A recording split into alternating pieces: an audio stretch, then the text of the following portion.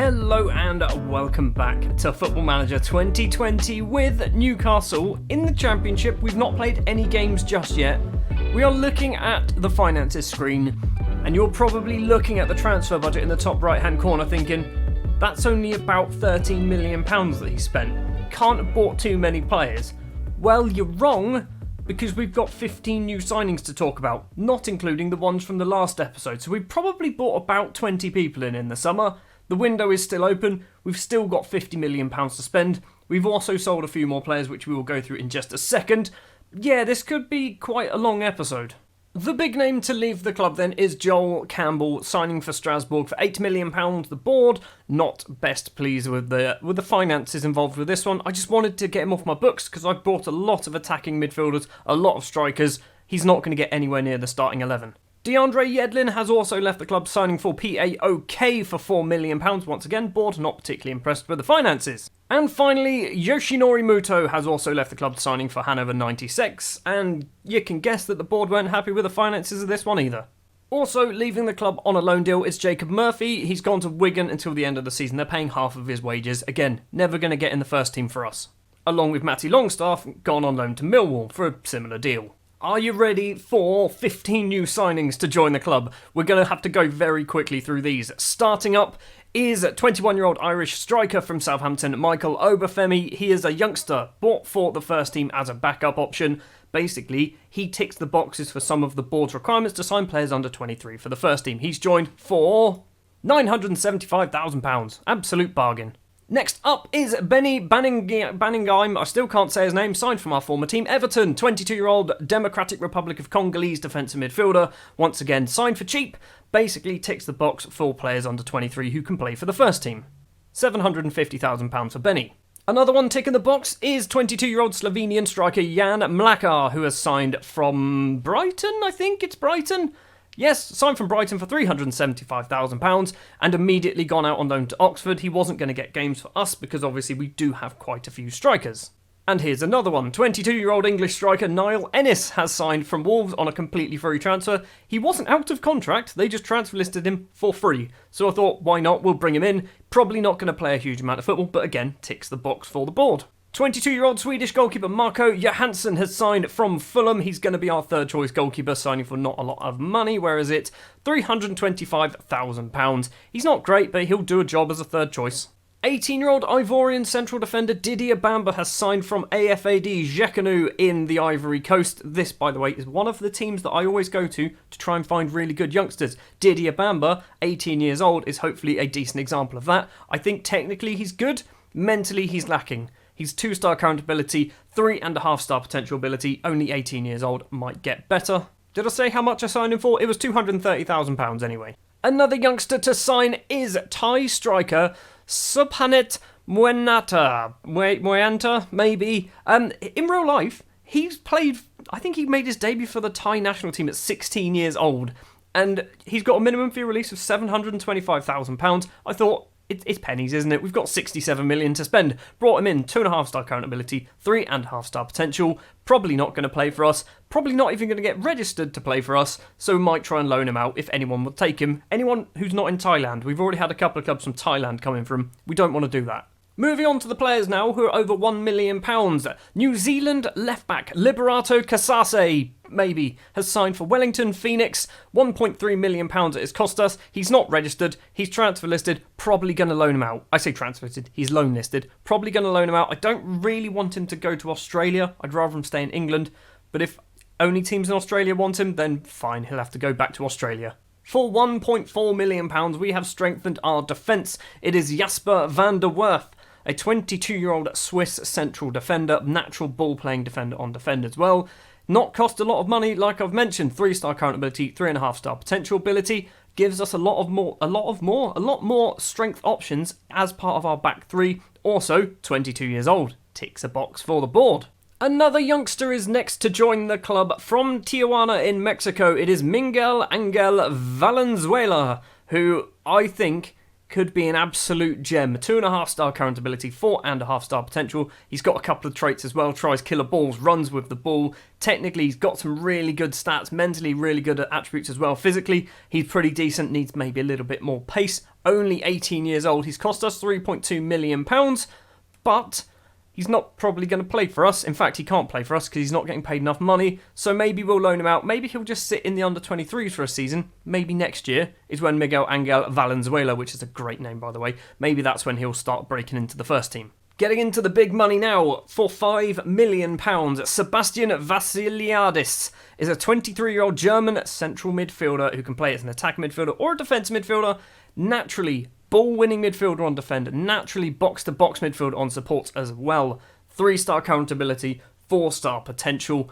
I think for £5 million, for just 23 years old, this guy could be one of those little hidden gem players. I'm looking forward to seeing him play. It's another youngster. This time it is an Argentine youngster, and the board are ecstatic with this signing. It is Nicolas Monasterio, 18-year-old Argentine striker. 10 under-20 caps, 5 goals as well. Basically, that's how we found him, scouting the under-20 World Cup. Scored 5 goals and 6 appearances in that competition, winning the Golden Boot. 3-star current ability, 5-star potential. For a striker, he can't finish, which is a problem, but he is only 18 years old. He's cost us a reasonable sum, £7 million. But I think with old Nicolas Monasterio, which again, great name, I think we've got a good player for the future. Mentally, he is spot on, and he's got 16 technique as well. Once again, strengthening our defence. This time around, it is Scottish central defender John Souttar. 23 caps for Scotland, 24 years of age, signed from Hearts. Been there for a very long time, spent probably too much money on him. £8.25 million in the end. He's a ball-playing defender, which is always good. 3.5-star current ability, 4-star potential. I think I brought him for Bournemouth in my beta save. Bournemouth were obviously a Premier League side. Newcastle were a Championship side, so maybe this is his level. Maybe this is where John should be sitting. Our most expensive signing is probably too expensive, if I'm honest. It is Anthony Robinson, the 23-year-old American left-back, formerly of Wigan and Everton. We spent £10 million on Anthony. I think he's really good. I've never used him before. I've always wanted to use him in the last few Football Manager games, but I've never really got the chance. £10 million, probably too much money. Brought him in, ideally as a first-choice wing-back. He's not very good as a wing-back, but he's got time to learn. 3-star current ability, 4-star potential, and as I said, £10 million we spent on Anthony Robinson. I have to say, a lot of these transfers, despite their potentially big numbers, it's like £2.5 million up front, £7.5 million over the next 3 years. So we've not really spent £10 million because we're going to get sacked by the end of the season. And finally, the icing on the cake, not even the icing, the cherry on top of the icing on the cake, is Olivier Batista Meyer, the 20-year-old German of Bayern Munich, who's played 2 games, scored 1 goal. I don't know whether that's in real life or not. He is signed for pennies, and I mean actual pennies. £475,000. He was transfer listed. He was just straight up transfer listed, and I went, that's just silly. We can't turn that deal down. 20 years old. He's currently worth £3.7 million, £15,000 a week as well, which is nothing. Problem with him is he's a winger. He plays on both flanks, kind of plays in the middle there. We play that position and none of the side ones. So, Oliver, you kind of need to learn to be a central midfielder. Or maybe a striker, actually. Maybe, ooh, hold on. That's something we could try. Likes to place his shots as well. Curls the ball, plays 1-2s. Maybe we can have him as that false 9 next to our striker. So there you go. That is all of the transfer business. So far. I mean, the window is still open. There's a lot that has happened. We've spent £57 million. We brought in 25, and as I've shown you in our finances, we do still have £50 million to spend. We do have a little bit of a problem, however, with the squad registration, because we don't have a huge amount of homegrown players. I was trying to sell players like Kieran Clark. Kieran Clark counts as homegrown, so I kind of need Kieran Clark just to keep those numbers up. Otherwise, our squad isn't going to be big enough. That is going to do it then for the transfer business. Let's go forward to the Middlesbrough game. Hopefully this isn't a 25-minute long episode. Want to keep them all fairly short. Well, I didn't realise that this was actually a derby match. It's the Tyne Tees derby. Apparently that's a thing. I'm not from the north of England. I have no idea what derbies go on up there. I know Newcastle and Sunderland is a derby. Apparently so is Newcastle Middlesbrough. So we've got a lovely easy start to it. Brilliant. The starting lineup we are going to go for then. I'm loving the fact the quantity of full green circles here is spectacular. So in goal is going to be Martin Dubravka. A back three of Tosin, Jakobsen and Pando. Panzo? I need he's changing his name. I know it's probably fairly easy to say, but I'm not going to be able to say it, so he's just going to be called Tosin. The two wing-backs are going to be Baba Rahman on that left-hand side, Emil Kraft on the right-hand side. Is it Kraft? I don't know. Not quite sure. Two central midfielders will be Vassiliadis and Sean Longstaff. Omar Abdulrahman will be behind the strike partnership of Joel Linton and Joseph Martinez. You'll notice I'm playing an advanced forward and a pressing forward. I don't know whether this is going to work, but we're trying it anyway. On the bench is very strong as well. We've got Darlow, Ostergaard, Suter, Vardy, Batista Meyer, Isaac Hayden and Nicholas Monasterio. Well, Middlesbrough seem to be playing a very strange starting 11. And by strange, it's very, tight. Their back four is in front of the penalty area. Ours is well in the penalty area. Assombalonga is on the edge of the centre circle. So they're playing a very, very compressed squad by the looks of it. So I'm expecting Tavernier and Vassell to be getting up and down the flanks. But hopefully our two fullbacks can nullify that. We've got an early highlight. Baba Rahman has the ball from Tosin's free kick. And Baba Rahman, 3 minutes, 3 seconds on the clock. We are 1-0 up in the Tyne Tees derby. Baba Rahman and Tosin combining. That's probably the best we're ever going to see from us, because we're probably going to throw it all away now. Tosin's free kick over the top. Rahman has loads of space.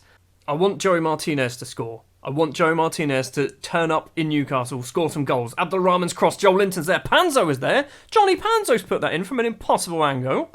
It's 2-0 up against Middlesbrough. Are Middlesbrough good? I don't think they're good. And I don't mean that as any disrespect to Middlesbrough. I think they got relegated in the first season and got promoted back in the second season, so we should be beating Middlesbrough if I'm perfectly honest. Almost at the half-hour mark then, so we've had 2 highlights and 2 goals. Corner for Middlesbrough towards the front post. Tosin heads clear.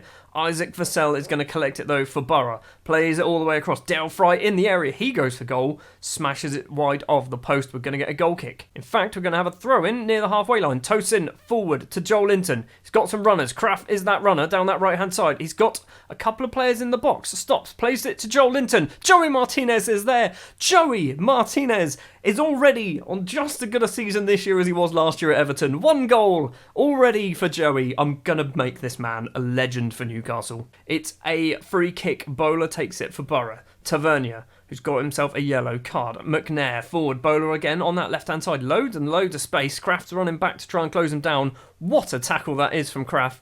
He's going to get tackled by Longstaff. How have we not... What has gone on there? What has happened there? I don't understand. Baba Rahman has the ball though. He's got a booking as well. Picked that up fairly recently by the looks of it. Joseph Martinez on the left. He's got Joel Linton in the middle. Can't get past Nathan Wood. And now Shotton can play it all the way back to Randolph. Forward to Fry. Back to Randolph again. This is a strange highlight. Joel Linton's closing him down. Isn't going to get there though. On the left is Tavernier for Borough. It's going back and forward this highlight actually.